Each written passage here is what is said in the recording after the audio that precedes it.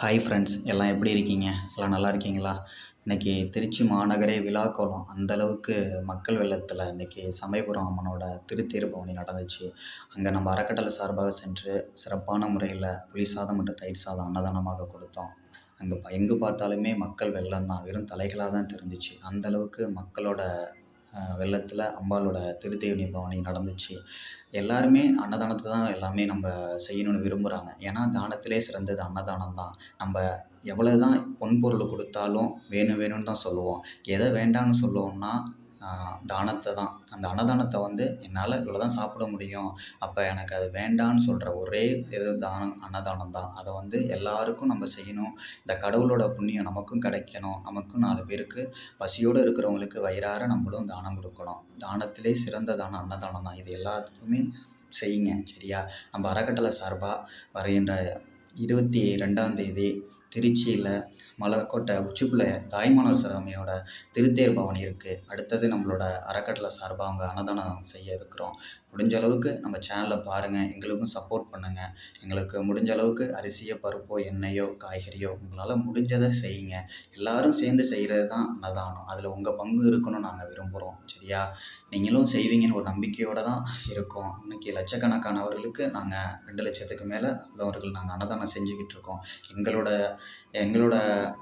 நம்பிக்கை எல்லாமே தினசரி நாங்கள் அன்னதானம் பண்ணணும், இன்னும் நிறையா செஞ்சிட்ருக்கணும். எங்களுக்கும் அந்த கடவுளோட அருள் கிடைக்கும். அதே போல் தியானம் பண்ணுற உங்களுக்கும் அந்த கடவுளோட புண்ணியம் கிடைக்கணுன்ட்டு தான் நாங்கள் தானத்தை செஞ்சுக்கிட்டு இருக்கோம்.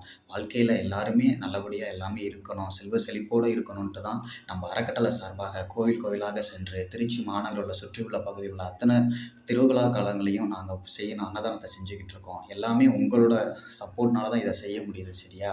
அதனால் இருக்கிற காலங்கள் இன்னும் நாங்கள் நிறையா செய்யணும்னு ஆசைப்பட்டுட்டு இருக்கோம். அதுக்கு உங்களோட ஒத்துழைப்பு எங்களுக்கு வேணும்.